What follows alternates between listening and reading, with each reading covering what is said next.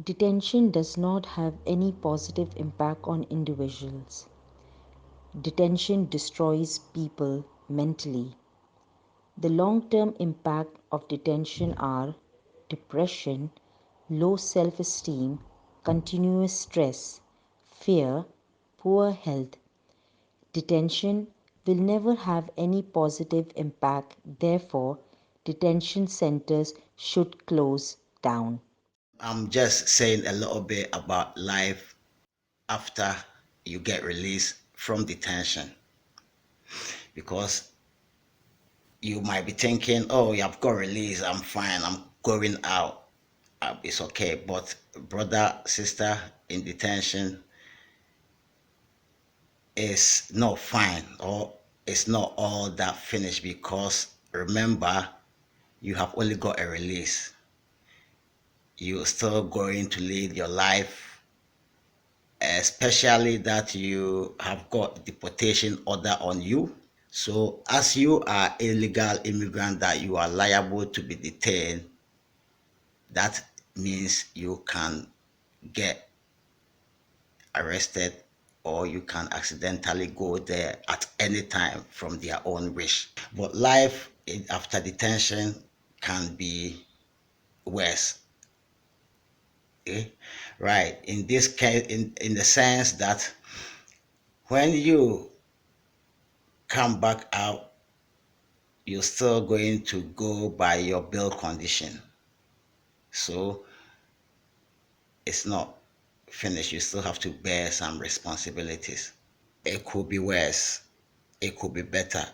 All we are fighting for the government to do is to take the deportation order from us so we know that we have got that freedom on that side. Because I was in detention for a very long time, more than a year, and I wanted to come out, I came out, and the life is still going on. I still haven't got freedom on the other case, especially at this pandemic seasoning. Yeah, but I was like, was it okay for me to be detention or was it okay for me to be out? I've been out, I've got a home hostel, I'm living life all right, but it's still responsibilities. Life is still the same, nothing changes. So anyway, all I'm saying is just put in your mind you will come outside, right? Because life is not standstill. Definitely you come outside, but life after detention can be worse, brothers or sisters. Yeah, it can be worse. So please just go humble and get on your paperwork, get onto the organizations. There are organizations like the Gatwick Welfare. A lot of people, they are helpful. My brother, my sister, they are helpful. Don't stay there and not working things out. Go to the welfare, push them, because if you don't push it, the bill is not going to come. It felt weird coming out for the first time. I was so scared and didn't know what to do. All I had was a ticket to get to my destination, where I was going to stay. I was confused. I was standing outside the building waiting for the bus to the station. All I had in my bag was the clothes they provided for us as I got there. I was the only female in the building. It was loud. If I was just put back into another detention. I was scared and I was panicking every time the door knocked. My heart beat. What has my life come to at this point? I'm better off inside and outside my life, it still lingers. What's going to happen next, or where am I going to go now? All along, do I have to be in this hostel for I get nightmares at night? All I think about is the journey that I have taken, and what I am going to go through. Is this a life for a human? Being because of where I'm from? Because I'm a refugee? Oh God, answer my prayers. Detention is a very bad place because in prison you do get a release date and yeah, you know when you're coming out. But detention, you don't know when you're coming out. That's the thing. But when I was in detention, I had bad things going on in my head because I don't know when I'm coming out. I do self-harm in all sort of ways because I'm not thinking straight. I'm not thinking straight. Home office, they my head. Even till now, I still am on medication. I don't know. But lucky, I came out. But before I came out, I've gone through a lot of things. I am stressed, mental distress. That's my life after detention center, trying to get myself back. I'm still on medication. I suffer from mental distress. It's gone worse. I'm out. I am still in. It's hard to understand. Picture yourself afraid to lock the door behind you. Imagine yourself always looking at the door to make sure it's open, not locked. It's like my life is stuck in the dark.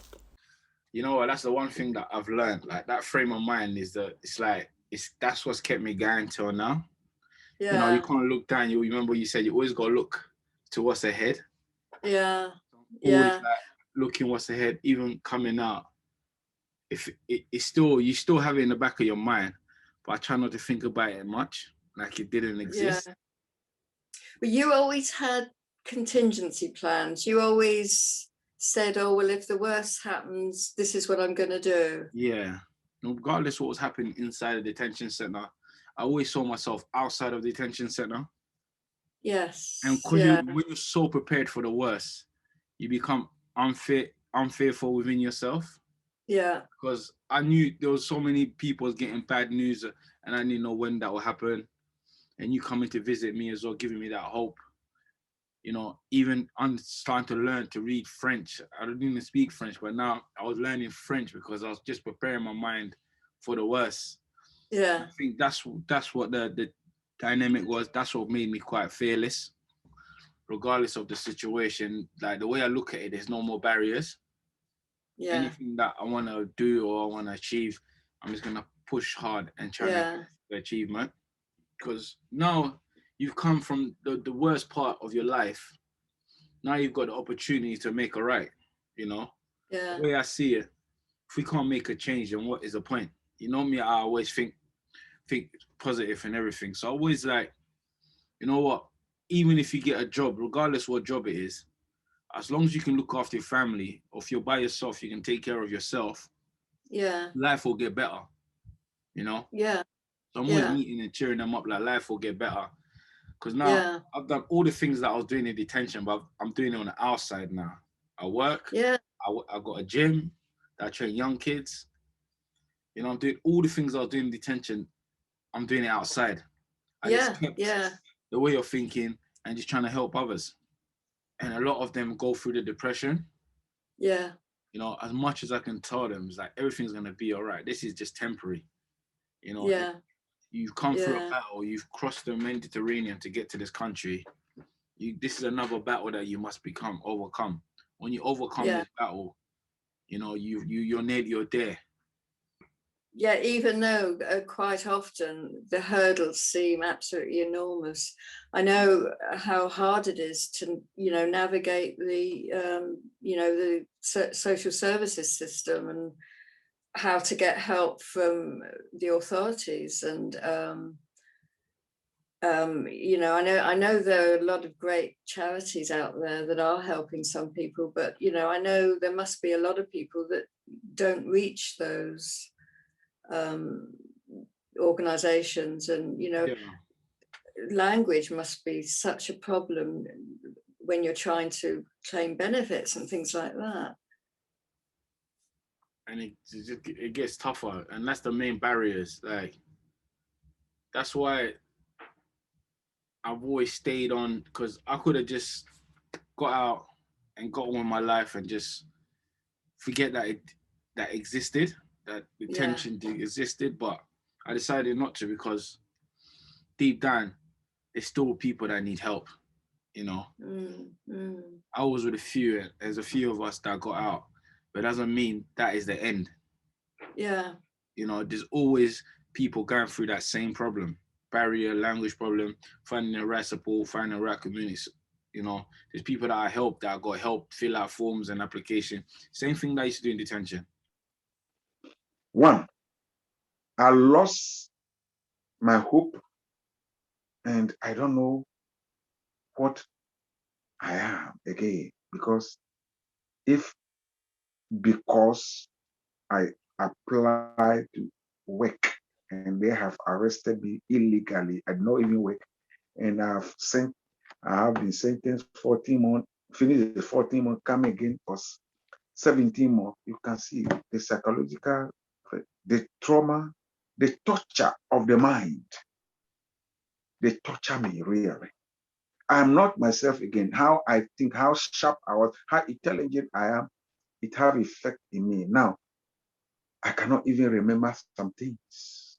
I can forget easily.